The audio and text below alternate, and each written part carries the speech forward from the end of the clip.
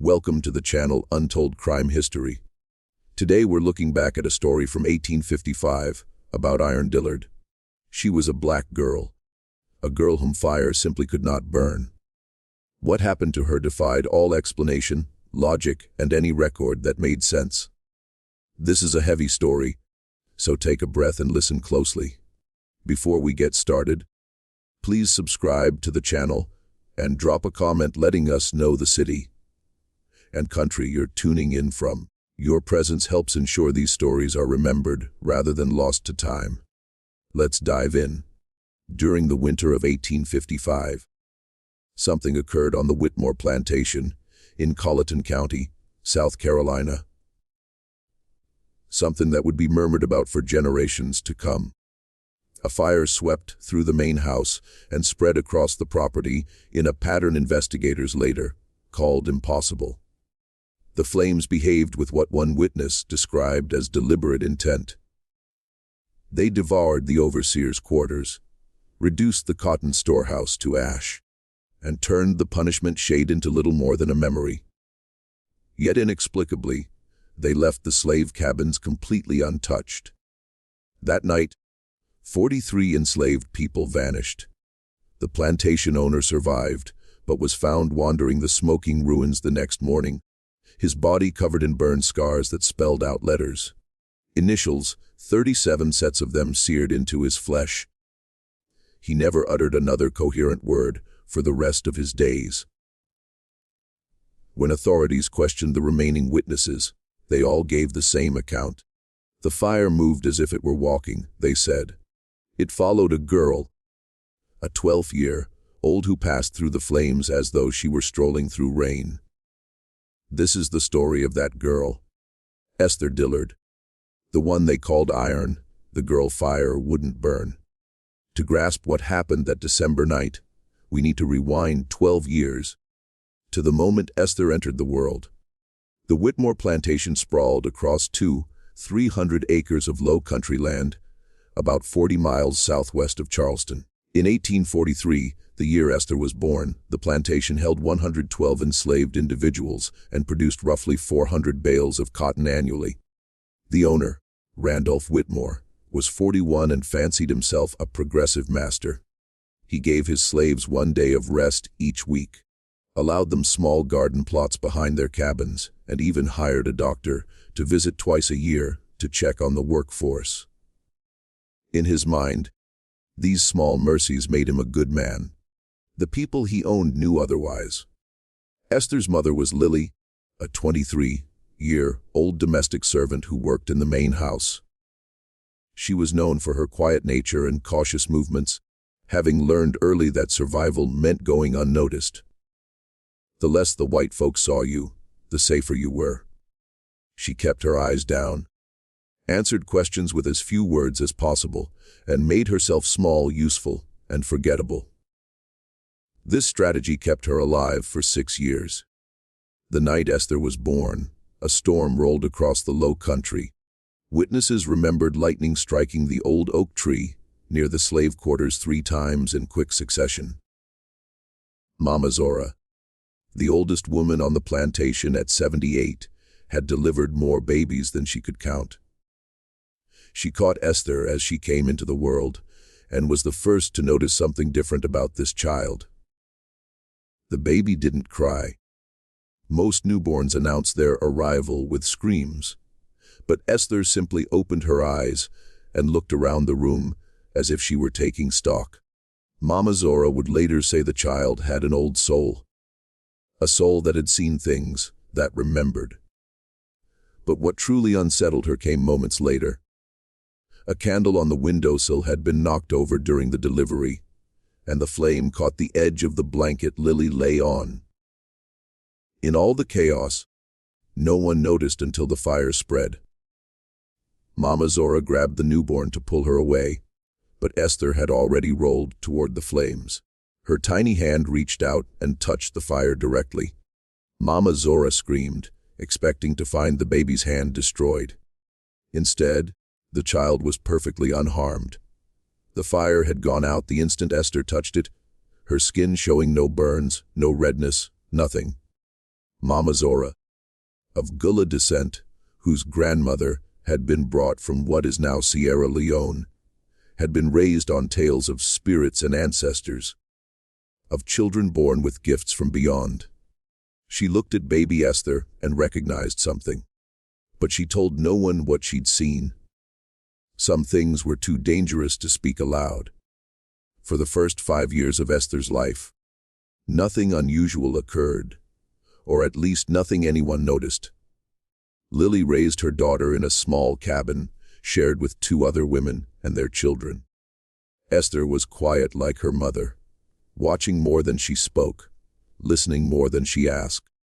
The other children found her strange. She'd sit for hours staring at cooking fires, candles, and lanterns. Fire fascinated her in a way that made adults uneasy. When Esther turned 5, something happened that would change everything. It was August 1848, and summer had been brutal, with weeks of temperatures over 100 degrees. The slave cabins were poorly ventilated, built with gaps that let in winter cold, but did nothing to relieve summer heat. On the night of August 17th, a cooking fire that hadn't been properly extinguished flared up inside one cabin. Flames spread quickly through the dry wood, trapping 7 people inside, including Esther and her mother. Lily woke to the smell of smoke, the cabin already thick with it. She heard screaming from the other families. She reached for Esther, but her daughter wasn't there. In the confusion and darkness, she couldn't find her child and was forced to flee, believing her daughter dead. The cabin burned for nearly an hour. When the flames finally died, the enslaved community gathered around the ruins to mourn. 6 people had escaped. 1 person was missing, little Esther, age 5, presumed dead. Then something impossible happened. The ashes shifted, and a small figure sat up amid the destruction. Esther stood completely naked. Her clothes burned away, but her body was untouched. Covered in soot but without burns or injuries, she walked out of the ashes toward her mother, who collapsed in shock. Witnesses didn't know what to make of it. Some called it a miracle, others the work of the devil. Mama Zora remained silent, but watched the child with renewed intensity. News reached Randolph Whitmore by morning, and he came to see the girl for himself. He examined her skin for burns or tricks, finding nothing. The child stood before him, small and silent, meeting his gaze in a way enslaved children were taught never to do. Whitmore, a practical man who believed in science and order, dismissed what he'd heard as impossible. There had to be an explanation. The child must have escaped before the flames spread. Witnesses must have been confused. The story must have grown in the telling. But something about the girl unsettled him. The way she looked at him, the steadiness in her eyes. In that moment, he made a decision that would define the next 7 years of Esther's life. He decided to test her. The first test came that same day. Whitmore ordered a small fire built in the yard outside the slave quarters. He told his overseer, Thomas Garrett, to bring the girl forward. Lily screamed and begged, but she was held back. Whitmore told the child to put her hand in the fire. Esther looked at him for a long moment, then walked forward and placed both hands directly into the flames. She didn't scream or flinch. She held them there for nearly a minute while everyone watched in stunned silence. When she withdrew them, her palms weren't even warm to the touch. Whitmore's practical mind struggled to process what he'd seen, and he'd spend the next 7 years trying and failing to understand it. From that day on, Randolph Whitmore became obsessed with the girl. He gave her a new name, Iron, meant as mockery, referencing the folk belief that iron could ward off evil spirits. If the devil protected this child, Whitmore reasoned, perhaps iron could break whatever spell she was under. But the name stuck for different reasons among the enslaved community. To them, iron wasn't an insult. It was a testament to strength, a reminder that something powerful lived among them, something even the master couldn't destroy. The tests continued, growing increasingly cruel. Whitmore had her hold hot coals, touch branding irons fresh from the forge, and once locked her in the smokehouse for 3 days with controlled fires. Each time, iron emerged unharmed, and Whitmore's frustration grew. What disturbed him most wasn't her immunity. It was her demeanor.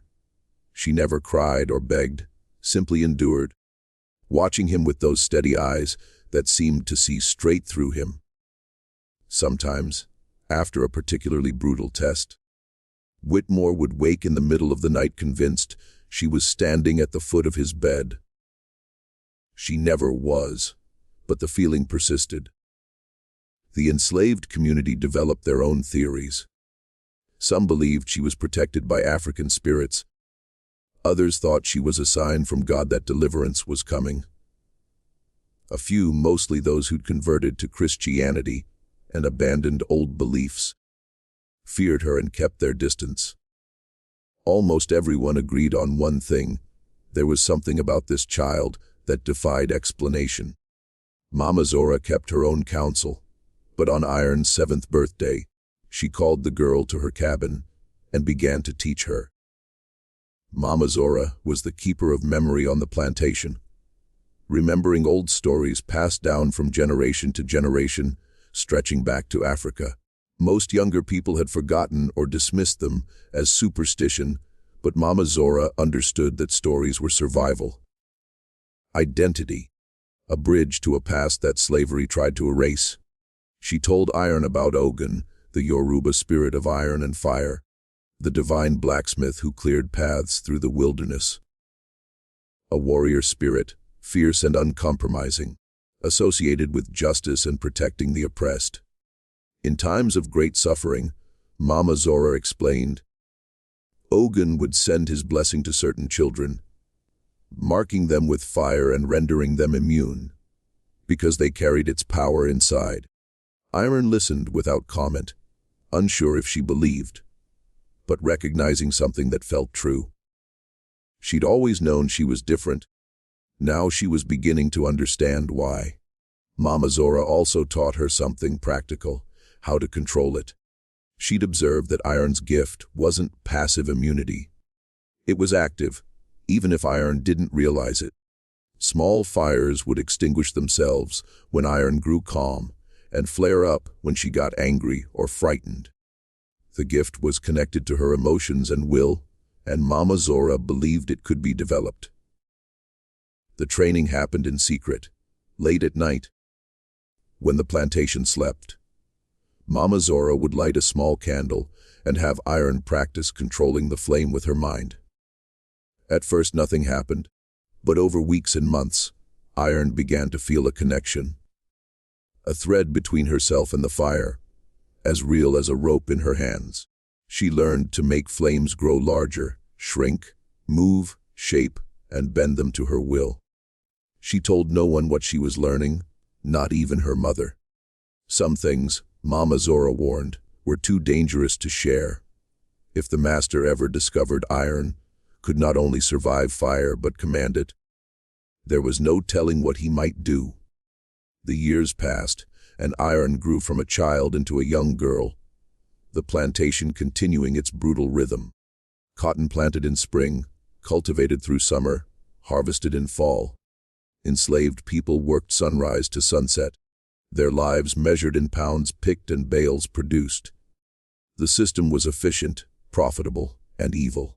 Iron worked in the fields starting at age 8, expected to pick 50 pounds of cotton a day by age 10, and 100 pounds by age 12. The work was backbreaking and dangerous. Cotton plants had sharp edges, and the South Carolina sun was merciless.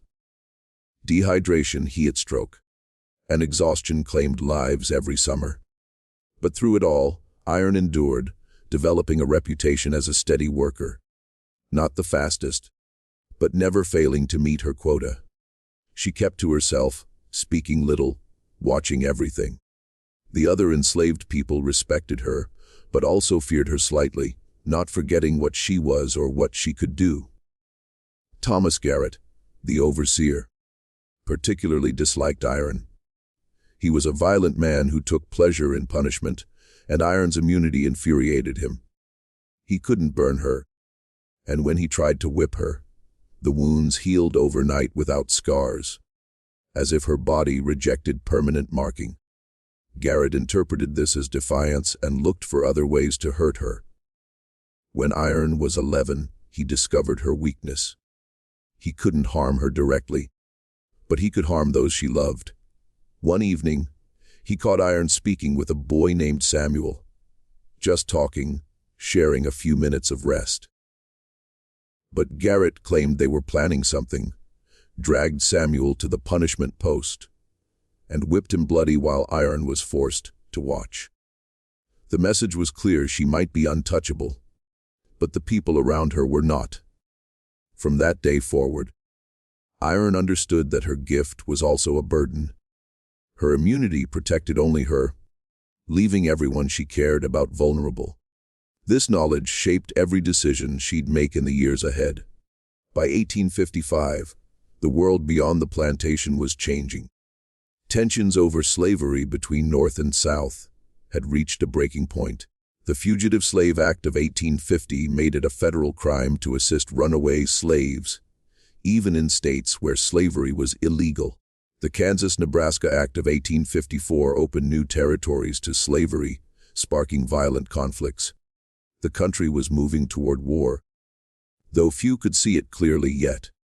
Inside the plantation, these distant events seemed unreal. Enslaved people heard rumors and fragments of news, but their daily reality remained unchanged. Planting, picking, and surviving generation after generation, waiting for a freedom that might never come. Lily Iron's mother was 35 in 1855, aged beyond her years by labor. Her hands were permanently calloused, her back bent from decades of bending over cotton plants. But she'd survived, and she'd kept her daughter alive. In the brutal calculus of slavery, this counted as success. In the spring of that year, something happened that set the final events in motion. The plantation's head cook, Bessie, was caught hiding food, taking small amounts from the kitchen to feed her sickly grandson, who wasn't getting enough nutrition. A minor theft by any reasonable standard. But Randolph Whitmore didn't tolerate theft and decided to make an example of her. Bessie was given 50 lashes. At 62 years old, she didn't survive. The enslaved community mourned in silence, with no power to protest or recourse to justice. But anger and grief rippled through the quarters, adding to years of accumulated pain. Iron felt it intensely. Bessie had been kind to her as a child, slipping her extra food and telling stories about her grandmother in Africa. Now she was dead for the crime of feeding a hungry child. That night, Iron couldn't sleep. She lay in her cabin, staring at the ceiling, feeling something shifting inside her. The fire that lived within her, which she'd learned to contain, was pushing against its boundaries, wanting out. Mama Zora came to her. The old woman was 89 now, frail and nearly blind, but she still sensed when spirits were moving. She told Iron the time was coming. She didn't know exactly when or how, but a reckoning was approaching. Iron would have to choose what kind of person she wanted to be. Use her gift for destruction, burning everything and everyone who'd hurt her, or use it for something greater, to save her people. Iron didn't respond. She wasn't ready to make that choice. Not yet. 2 weeks later, her mother was accused of theft. The accusation came from Cornelius, the plantation's black overseer, an enslaved man given authority over other enslaved people. He carried a whip, reported infractions, enforced discipline, and in exchange received better food, better housing, and some protection from the worst abuses. Many despised him as a traitor, who'd sold his soul for scraps from the master's table. Cornelius claimed he'd seen Lily stealing flour from the kitchen storehouse. The evidence was flimsy. No flour was found, but Randolph Whitmore trusted his black overseer. It was convenient to have a black man enforce discipline on black bodies, creating division and distrust among the enslaved population. Whitmore decided Lily would be sold, not whipped or punished on the plantation, but sold to a trader who'd take her to the Mississippi cotton fields. A fate worse than death. Mississippi plantations were notorious for brutality, with life expectancy measured in single-digit years, and Lily would be separated from her daughter forever. The sale was scheduled for June 10, 1855. Iron learned of it the night before. She found her mother packing their few possessions. Lily not crying but moving into numb acceptance. This was their reality. Families separated, mothers torn from children, love a liability because it gave masters weapons to use against you. Iron didn't accept it. For the first time, she felt the full power of her gift rising within her. Not gentle warmth, but a roaring furnace demanding release. She could burn the entire plantation, kill Whitmore and Garrett, take her revenge. But Mama Zora's words echoed destruction was easy. Building something better was hard. If she simply burned everything, what would happen to the 100 other enslaved people? The children, the old and sick who couldn't run. Her revenge would consume them along with her enemies. She made a decision. She would not simply destroy, she would liberate. That night, Iron began to plan. She went first to Solomon, the plantation blacksmith, 53 years old, skilled, valuable enough that Whitmore never sold him. But Solomon carried deep wounds 15 years earlier. His wife and 2 sons had been sold to pay off Whitmore's gambling debts. He'd never recovered, working mechanically and waiting for death. Iron found him in the forge, working late on horseshoes. She told him her plan and about her gift, showing him by creating a flame in her palm and letting it dance between her fingers. Solomon watched without expression, then asked one question. Could she really get people out? Not just herself, but everyone who wanted to go. Iron told him the truth. She didn't know, but she was going to try.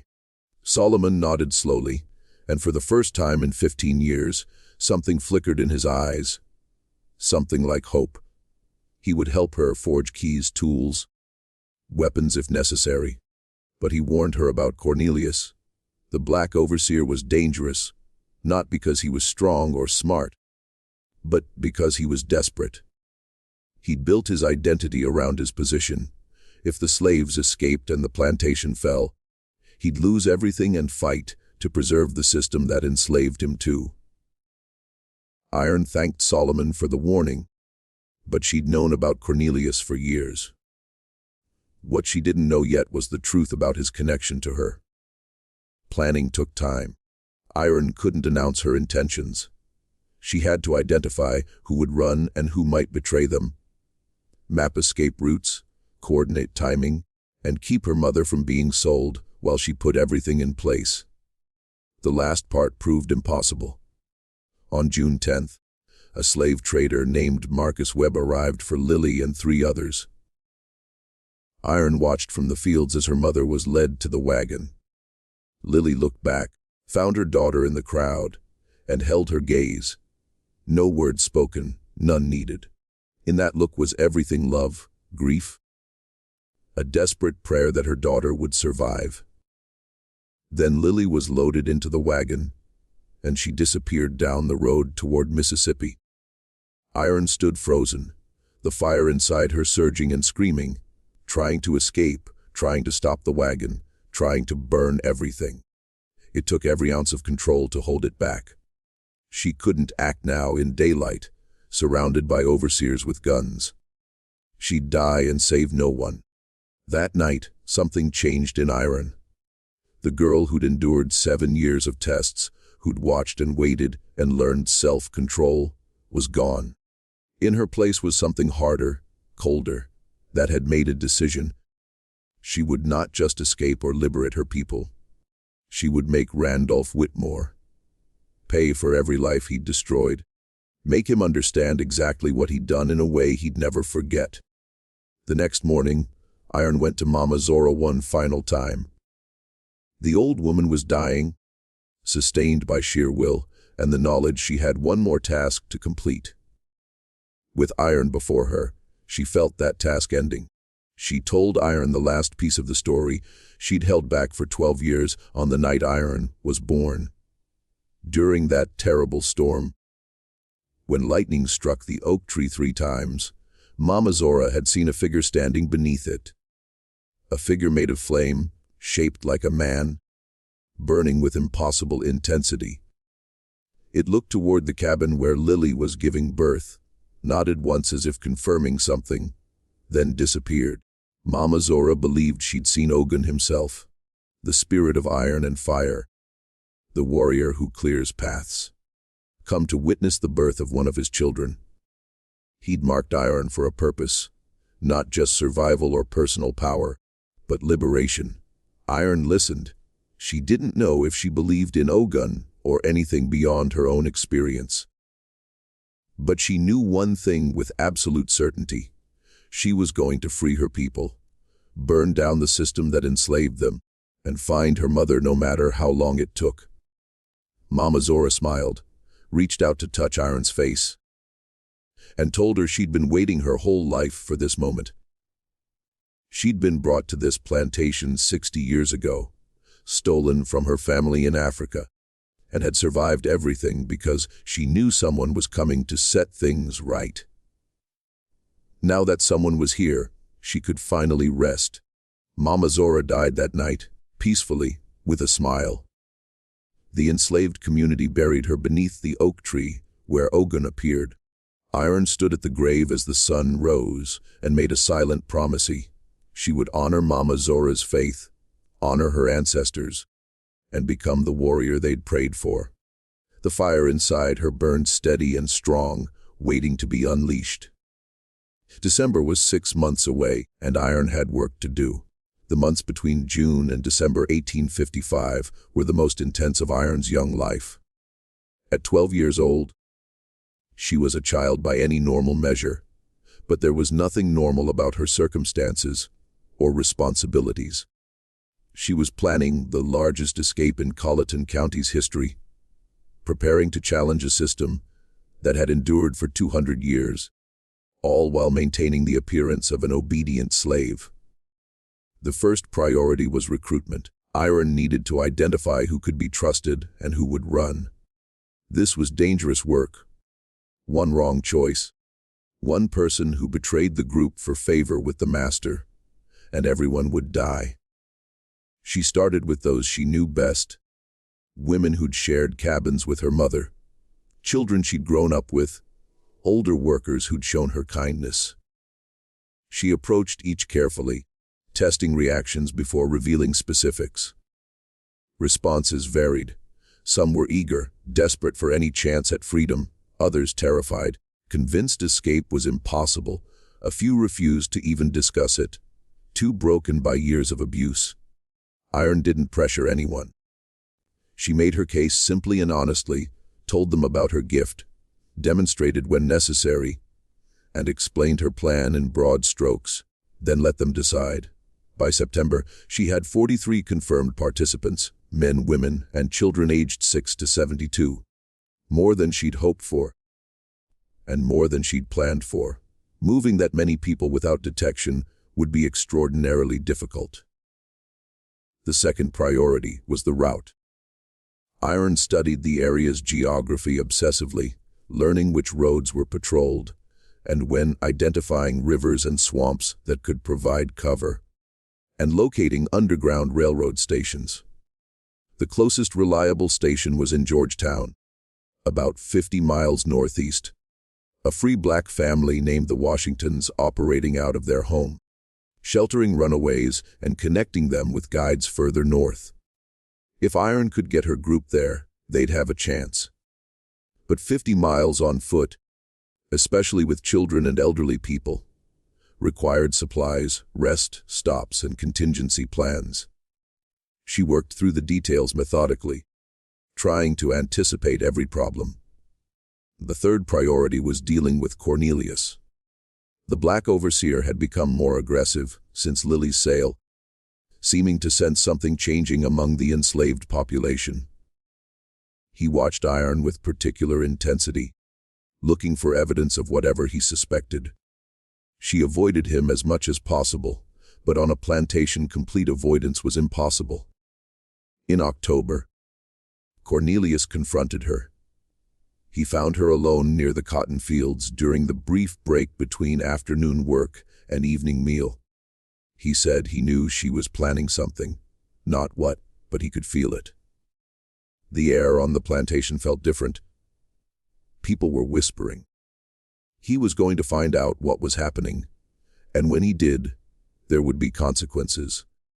Iron looked at him steadily and asked why he cared. He was enslaved too. Whitmore could sell him tomorrow. All his power and privilege could vanish in an instant. Why protect a system that saw him as property? Cornelius's face twisted with something between anger and pain. He said she didn't understand. Survival was all that mattered. The strong survived by any means, the weak were crushed. That was the way of the world, and no amount of wishful thinking would change it. Iron said nothing, just looked at him with those steady eyes that had unnerved Whitmore for 7 years.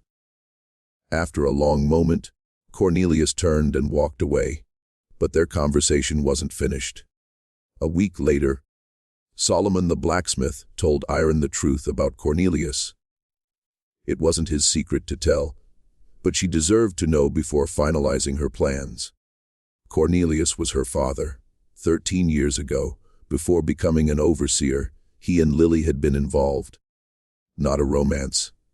Romance was nearly impossible under slavery, but they'd found comfort in each other. 2 young people trying to survive an inhuman system. When Lily became pregnant, Cornelius made a choice. He distanced himself, threw himself into earning the master's trust, and climbed the plantation's brutal hierarchy until he reached overseer. Solomon said he did it out of terror, thinking he could protect himself and maybe his child from a distance. But the price was his soul. He became the thing he feared, an enforcer of the system that enslaved him. Iron absorbed this in silence. She thought about all the times Cornelius had watched her with strange intensity. She'd assumed suspicion or hostility, but now understood it was guilt, shame, a desperate, twisted love poisoned by fear. It didn't change her plans. Cornelius had made his choices, helped sell her mother, whipped and brutalized her people for years. Whatever might have been possible between them was buried under mountains of suffering. She wouldn't forgive him, wouldn't save him, but wouldn't kill him either. Not unless he gave her no choice. November arrived with the harvest. Cotton had to be picked, processed, and baled for market. Exhausting 16-hour days that left workers barely able to stand. Iron pushed through, conserving strength for what was coming. She'd chosen the date, December 17, 1855. A Saturday, meaning they'd have Sunday to rest, giving them extra hours before their absence was noticed. It was also the winter solstice, the longest night of the year.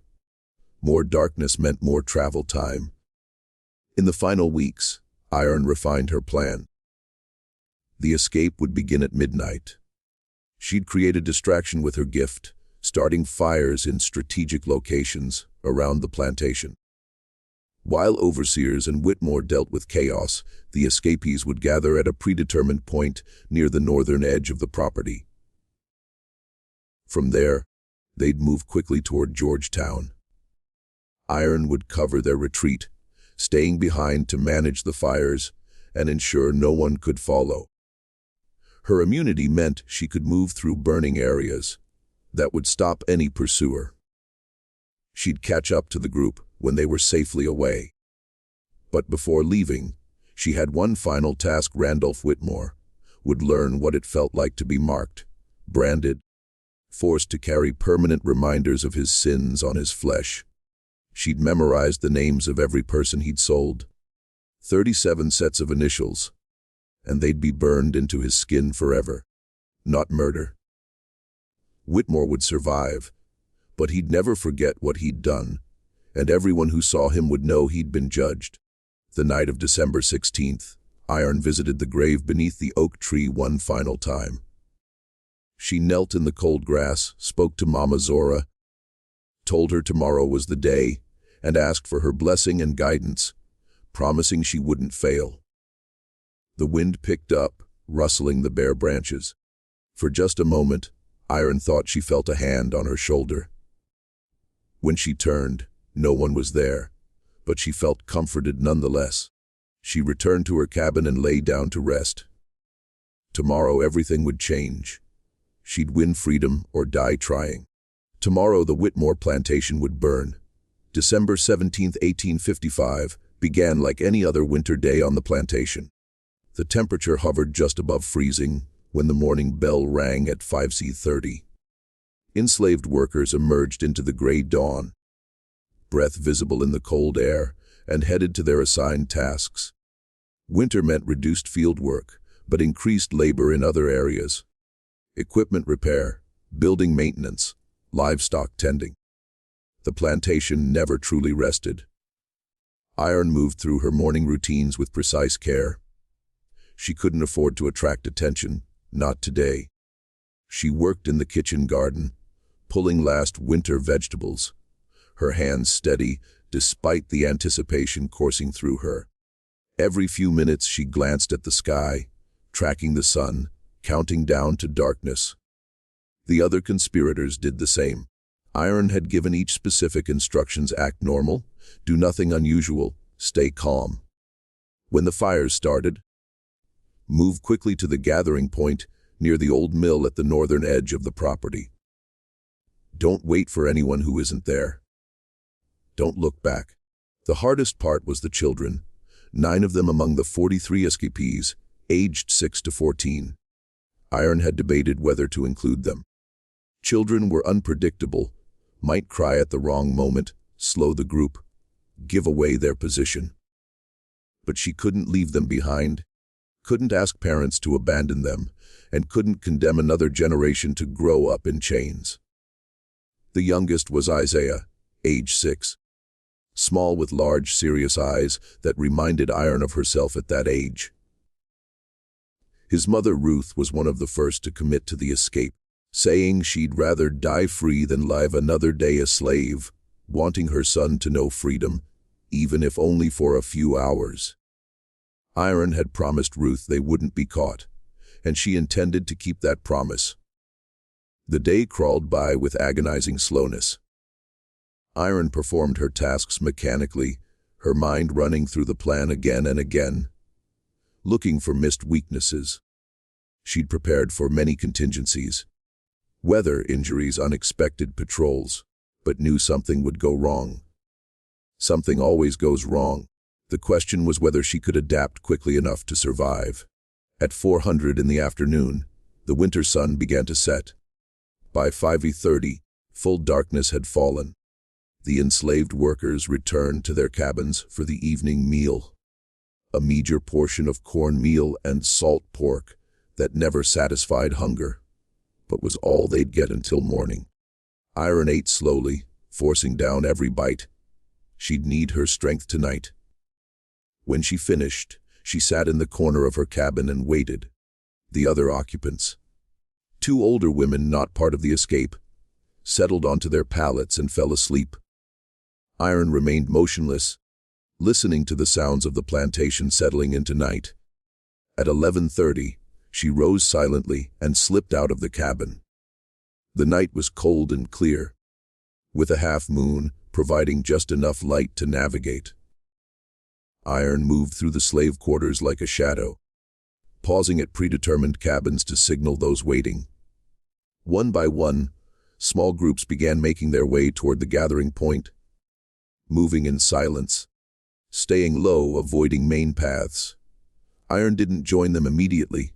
She had other business first. She made her way to the main house, staying in shadows, watching for movement. The overseer's cabin showed a dim light, probably Thomas Garrett drinking himself to sleep. The main house was dark, except for a single lamp in Randolph Whitmore's study, where the owner often worked late reviewing accounts. Iron circled the house until she found the position she'd scouted weeks earlier, a ground-floor window to a storage room with a broken latch no one had repaired. She eased it open and climbed inside. The storage room was filled with household supplies, linens, cleaning materials, and spare furniture. Iron moved through it carefully, making no sound, until she reached the door to the main hallway. She pressed her ear against the wood. Silence. She opened it and stepped out. The house was quiet.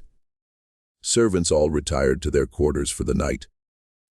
Iron knew the layout well from the years she'd worked in this house during Whitmore's tests. She knew which floorboards creaked, which doors stuck, and which rooms were occupied at what hours. She made her way to the study, the door slightly ajar with lamplight spilling through the gap. She could hear the scratch of a pen on paper. She pushed the door open and stepped inside. Randolph Whitmore looked up. For a moment, he didn't seem to recognize her. Then understanding dawned in his eyes, followed by something that looked almost like fear. Iron closed the door behind her. Whitmore rose, his hand moving toward the desk drawer where she knew he kept a pistol. Before he could reach it, Iron raised her hand. A ball of flame appeared in her palm, bright enough to illuminate the entire room. Whitmore froze. Iron told him to sit down, and that if he called for help, she'd burn this house down with him inside it. She said she'd come to deliver a final message. Whitmore sat, his face pale, sweat beading on his forehead despite the cold. He asked what she wanted, his voice cracking. Iron told him she wanted him to understand what he'd done, to carry the memory forever, to see evidence of his sins staring back at him every day. She pulled a branding iron from beneath her clothing, forged by Solomon, small and designed for letters rather than the large symbols typically used on livestock. Whitmore's eyes widened. He started to rise again. But iron increased the flame's intensity, its heat pushing him back into his chair. She told him the names, all 37 of them, starting with James and Mary Washington, sold in 1841 to pay a business debt. She continued with Solomon's wife and sons, sold in 1840 to cover gambling losses. She named children torn from mothers, husbands separated from wives, elderly people sold when they became too old to work efficiently. Each one while Whitmore listened in horrified silence. When she finished, she said these names would now be written on his body, carried until his dying day. When people asked what the marks meant, he'd have to explain, to confess. Whitmore began to beg, offering money, freedom papers, anything, swearing he'd change, free all his slaves, become a different man. Words pouring out in a desperate flood. Iron listened without expression. When he finally fell silent, she asked one question. Had he shown mercy when her mother begged not to be sold? When families pleaded not to be separated? When children cried out for parents they'd never see again? Whitmore had no answer. Iron heated the branding iron with a touch of her hand. The metal glowing red, then orange, then white. She approached him slowly, giving him time to understand what was coming. The first letter was L for Lily. She pressed the brand to Whitmore's chest while he screamed. The process took nearly an hour. 37 sets of initials burned into the skin of the man who'd destroyed 37 lives. Whitmore lost consciousness several times, but Iron waited each time for him to revive before continuing. She wanted him to feel it, to remember. When she finished, Whitmore was barely conscious, his body covered in burns that would scar permanently. Iron looked at him without pity and told him he'd live. Living with what he'd done would be his punishment. Death would have been too easy. Then she turned and walked out, leaving Randolph Whitmore whimpering in his chair. Outside, the night air felt clean and sharp after the smell of burned flesh. Iron took a deep breath and focused on the next phase. She'd spent too long in the house. She needed to create the distraction now before someone discovered Whitmore and raised the alarm.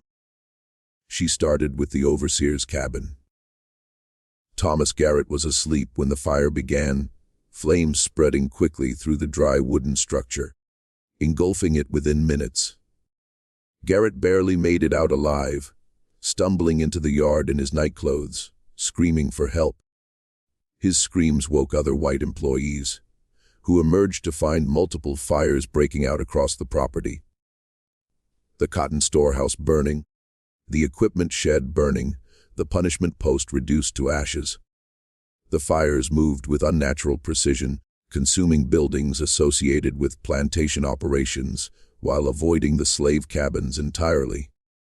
To panicked witnesses, it looked like the hand of God reaching down to deliver judgment on the wicked, while sparing the innocent.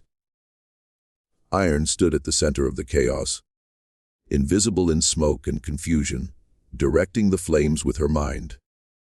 She felt the fire as an extension of her own body, each blaze responding to her will. Exhilarating and terrifying. She'd never used her gift at this scale. She could feel the power wanting to grow, consume everything. It took constant concentration to maintain control. While white employees fought uselessly against spreading fires, the 43 escapees gathered at the old mill. Solomon led them in Iron's absence, counting heads, confirming everyone present, and leading the group into darkness toward the north.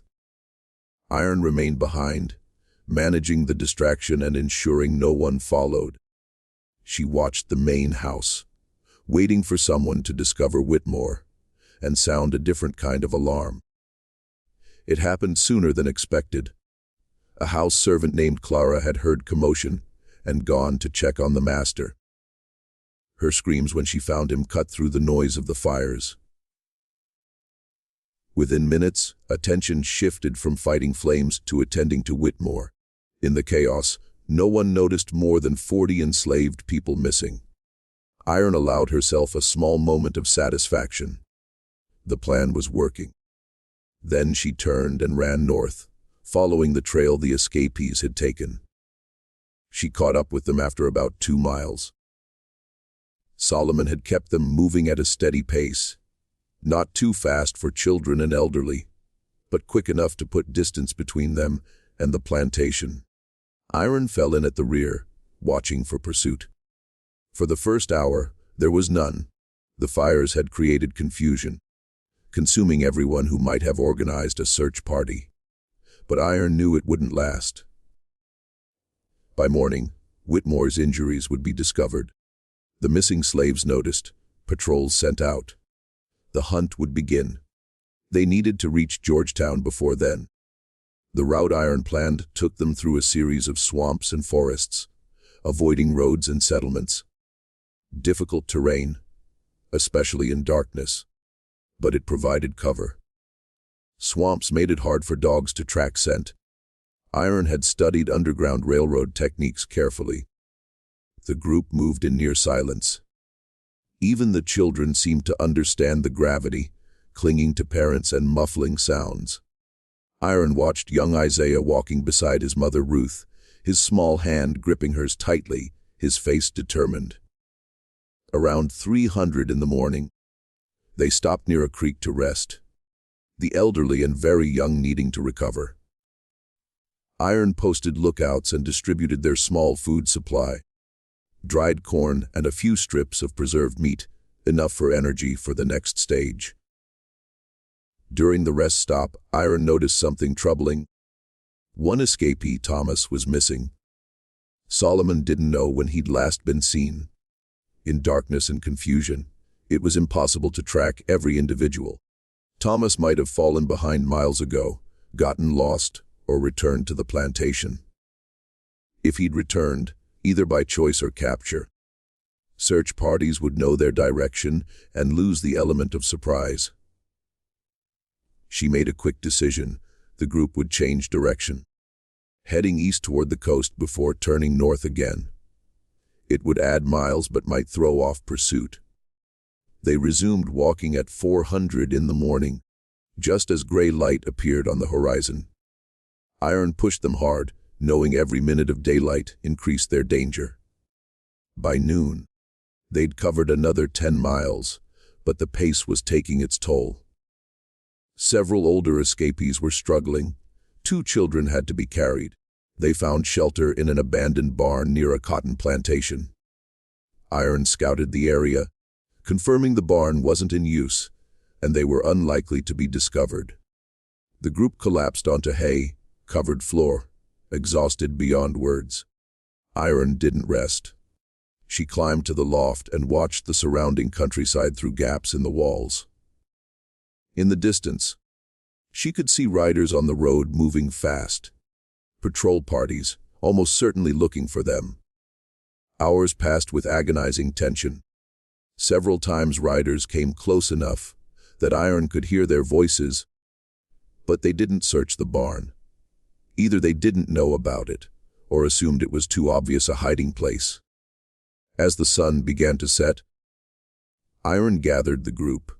They had another 20 miles to cover before reaching Georgetown, and they'd travel through the night again, pushing through exhaustion, fear, and pain. They had no other choice. The second night of travel was harder than the first. The initial adrenaline had faded, replaced by bone, deep weariness. Children cried despite parents' attempts to quiet them. An elderly man named Abraham collapsed and had to be carried by younger men in rotation. Every step was an act of will. Iron moved through the group, encouraging and supporting, sometimes literally holding people up. She discovered reserves of strength she hadn't known she possessed. The fire inside her seemed to fuel her body, as well as her gift, pushing back exhaustion and keeping her moving. Around midnight, they encountered their first serious obstacle, a river too deep to wade and too wide to swim easily.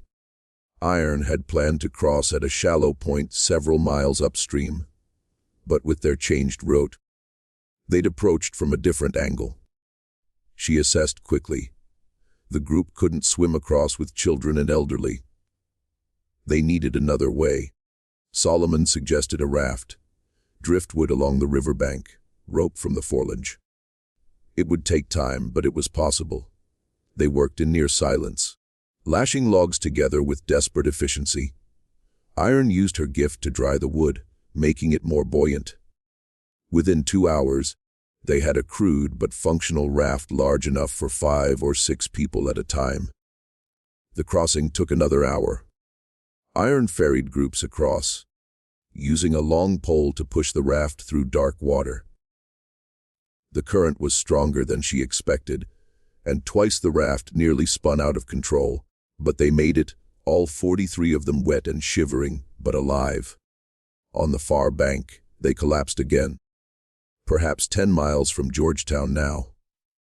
10 miles from safety, from the network that could help them disappear into the north. 10 miles from freedom. Iron allowed 30 minutes of rest, then got them moving again. The final miles were hardest. Dawn was approaching, with it increased risk of discovery. The group pushed forward with their last strength. Parents carrying sleeping children, the young supporting the old. No one spoke or complained. They simply moved, step after step, toward the promise of freedom. They reached the outskirts of Georgetown, just as the sun rose on December 19th. The Washington House was a modest structure, on the edge of the black section of town, equipped with hidden spaces and supplies for people on the run. A station that had been operating for nearly a decade, helping hundreds reach the north. Daniel Washington, a free black man of 52, opened his door to find 43 exhausted people in his yard. His face showed no surprise. He simply stepped aside and ushered them in. The next few hours were a blur of activity. Escapees were fed, clothed, and given places to rest, wounds treated, children given warm milk and put to bed. Daniel's wife, Elenina, moved through the group with quiet efficiency, providing care with practiced skill. Iron sat apart from the others, watching the sunrise through a window. She'd done it. She'd gotten her people out. 43 souls free for the first time in their lives. The magnitude of the achievement was only beginning to sink in. Daniel Washington joined her at the window. He said he'd received word about events at Whitmore, the story already spreading through black communities of South Carolina. A girl who walked through fire, a plantation owner marked with names of his sins, a mass escape no one could stop. Iron asked about pursuit. Daniel said search parties were coming between the plantation and main roads, but looking in the wrong direction. The route through swamps and wilderness hadn't occurred to them. By the time they expanded, the escapees would be gone. He told her about next steps. The group split into smaller units, some by boat to Philadelphia or New York, others overland through a series of safe houses until reaching free territory. The process would take weeks, but it was established and relatively safe. Iron nodded, absorbing the information. Then she told Daniel something that surprised him. She wasn't going north. Not yet. Her mother was in Mississippi. Lily had been sold to a plantation somewhere in the Delta, and Iron intended to find her and bring her home. Daniel Washington was silent for a long moment. He said what she was proposing was almost impossible. Mississippi was the heart of slave country, the most dangerous place in America for a runaway. Plantations were brutal beyond description, and even if she found her mother, getting her out would be extraordinarily difficult. Iron said she understood. She was going anyway. Daniel looked at her with something that might have been admiration or pity, then said if she survived and ever needed help, the Washington house would always be open to her. He said she was the bravest person he'd ever met. Iron thanked him, then went to say goodbye to her people. The farewells were emotional but brief. Iron moved through the group, embracing each person, accepting thanks and tears. She saved young Isaiah for last. The boy looked up with serious eyes and asked if she'd come back. Iron knelt to his level and said she would. One day when he was grown and free, she'd find him again. She made him promise to remember her. Isaiah promised, threw his arms around her neck, and held on tight. When he let go, his mother Ruth pulled Iron into her own embrace and whispered that Iron had given her son something precious: hope. Iron left Georgetown that afternoon, heading south and west toward Mississippi. She carried nothing but the clothes on her back and the fire in her blood. She didn't know what lay ahead, only that she wouldn't stop until she found her mother.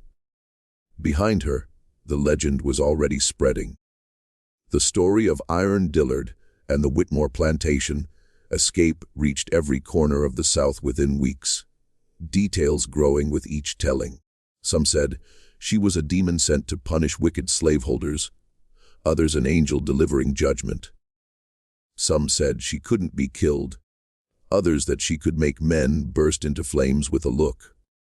The truth, as always, was both simpler and more extraordinary. Esther Dillard, called Iron, was a 12-year-old girl born with a gift she didn't understand, who used it to free her people. She wasn't a demon or angel. She was human, a human being who refused to accept her conditions and changed them through courage, planning, and unwavering commitment to justice. But her story wasn't over. It was only beginning. Iron spent the next 8 months tracking her mother. She moved through the South like a ghost, traveling by night and hiding by day, following a trail of information from other slaves, sympathetic free blacks, and the whispered network of resistance. She discovered Lily had been sold to a plantation called Magnolia in Bolivar County, Mississippi, owned by James Hutchinson, with a reputation for working slaves to death and replacing them every few years. The mortality rate at Magnolia was among the highest in the South. Iron reached Bolivar County in August 1856 and spent 2 weeks observing the plantation, learning its rhythms and routines. What she saw filled her with cold fury. Enslaved people were treated worse than animals. 18-hour days, starvation rations, beaten for the smallest infractions, many bearing marks of recent whippings. Iron found her mother on the 3rd day of observation. Lily was working in a cotton field near the edge of the property. She'd aged terribly in the 14 months since her sale, thin to emaciation, hair streaked with gray, movement slow and pained. But she was alive. That night, Iron made her move. She didn't burn the entire plantation. She'd learned from Whitmore that destruction wasn't always the answer. Instead, she targeted specific buildings and individuals. The overseer's cabin burned, hunting dogs released from their kennel, the punishment shed reduced to ashes. In the confusion, Iron reached her mother. Lily didn't recognize her at first. The woman she saw was taller, stronger, harder than the child she remembered. But when Iron spoke, saying words only the two of them would know, Lily's eyes filled with tears. They fled into the night together, mother and daughter, reunited after 14 months of separation. Behind the magnolia burned in selected patches, enough to create chaos but not consume everything. The journey north took 3 months. Iron and Lily moved slowly and carefully, stopping at underground railroad stations along the way. Lily was weak from her ordeal at Magnolia and needed time to recover. Iron tended to her with fierce devotion, making up for the years they'd been apart. They reached Canada in November 1856. For the first time in their lives, they stood on free soil, beyond American slavery, beyond the Fugitive Slave Act, beyond the men who claimed to own them. Lily lived another 12 years, dying in 1868, 3 years after the Civil War ended, having seen slavery finally destroyed. Her last words were a prayer of thanks that she'd lived to see freedom. Iron stayed by her mother's side until the end, but even during those years she never stopped working. She made regular trips back into slave territory, guiding escapees to freedom, becoming one of the Underground Railroad's most reliable and fearless conductors. By the time the Civil War began in 1861, Iron Dillard had personally led more than 300 people to freedom. The exact number unknown, because she never kept records, but testimonies of survivors collected after the war give a rough estimate: 300 souls, 300 people who lived, loved, and had children and grandchildren because a girl fire couldn't burn, refused to accept the world as it was. The war years brought new opportunities and dangers.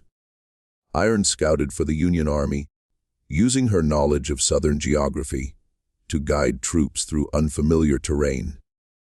She participated in several raids on Confederate positions, her immunity to fire proving invaluable in situations involving burning buildings and artillery. There are unconfirmed reports of her presence at several major battles, though her name doesn't appear in official records. Black participants in the Civil War were often excluded from documentation, their contributions erased. What is certain is that Iron survived the war, emerging in 1865 at age 32, ready for a new chapter. She settled in Philadelphia, in a community of former slaves and free blacks, married a carpenter named William Johnson, who'd escaped from Virginia, and had 3 children, 2 daughters and a son. Iron never spoke publicly about her gift. In the post-war years, she wanted a quiet, normal life.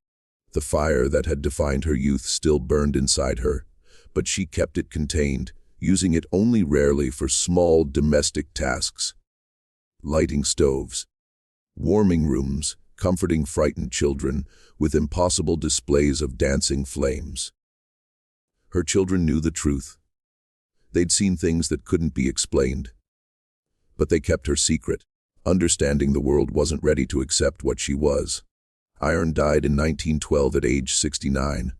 She'd seen the end of slavery, the brief promise of Reconstruction, and the terrible betrayal of Jim Crow, progress and setback, hope and despair. Through it all, she never lost her fundamental faith in the possibility of change. Her obituary in the Philadelphia Tribune made no mention of fire or impossible escapes, describing her simply as a former slave who dedicated her life to uplifting her people, noting her work with Freedmen's Aid societies, local churches, and her reputation for unusual strength and courage. Only one line hinted at the larger truth. Those who knew her best often said, "She carried a flame inside her that never went out." The Whitmore plantation never recovered from the events of December 1855.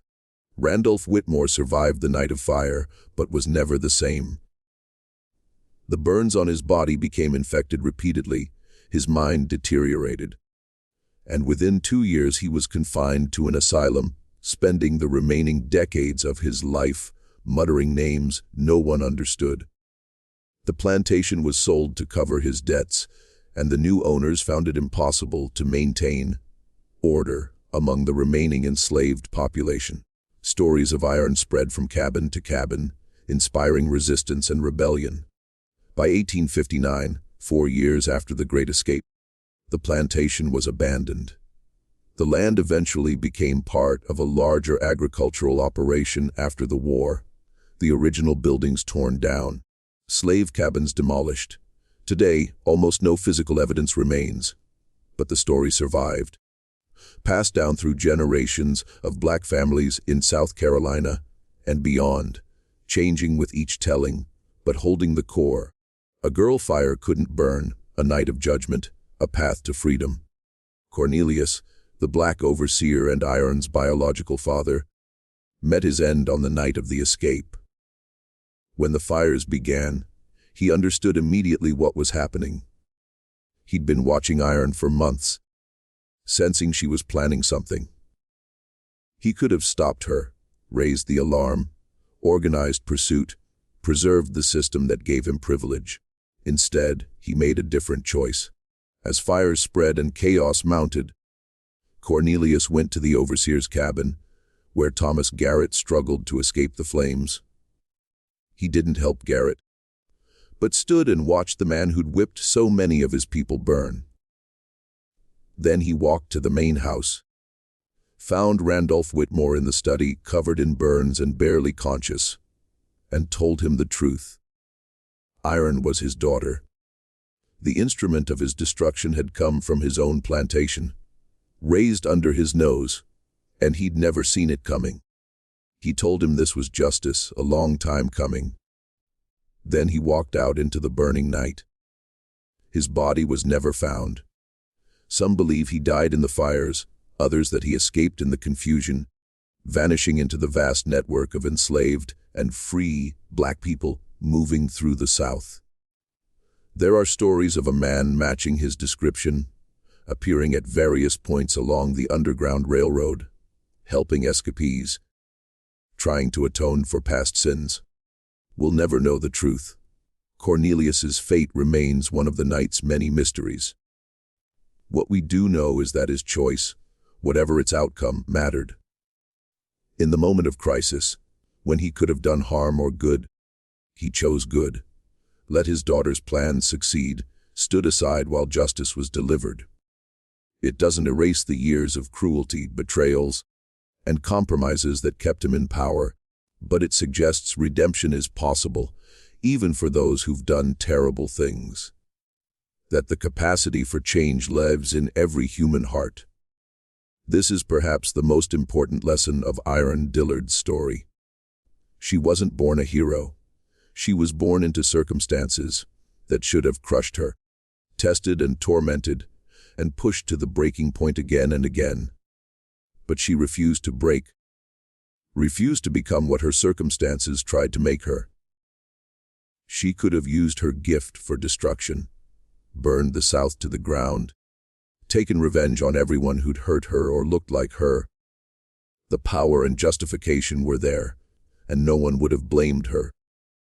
Instead, she chose liberation, to use her power to free others, not just punish enemies, to build something rather than simply destroy.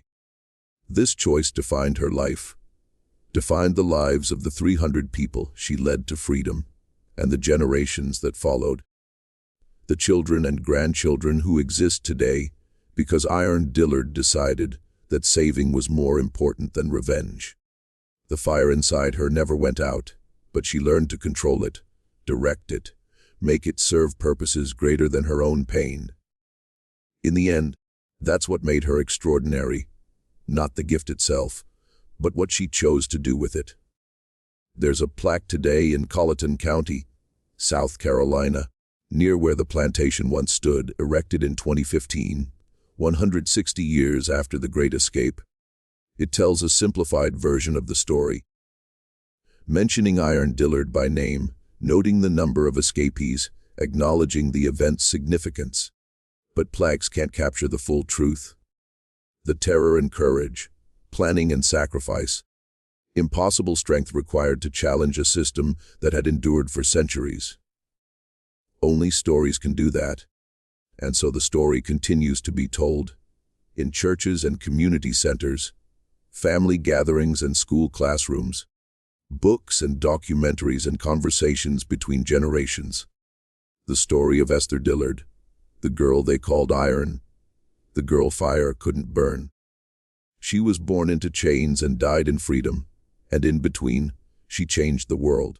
Her final recorded words, spoken to her granddaughter on her deathbed and preserved in family records, serve as a fitting summary of everything she believed and lived for. The fire never burned her because it recognized her as its own. Everyone carries a flame inside them, a power that can destroy or create depending on how it's used. The choice is always theirs. Then she closed her eyes and let the fire inside her finally go out. But the light she left behind still burns today. In every person who refuses to accept injustice, in every act of courage against impossible odds, in every choice to save rather than destroy. That is her legacy, her gift to all of us. The girl that fire could not burn showed us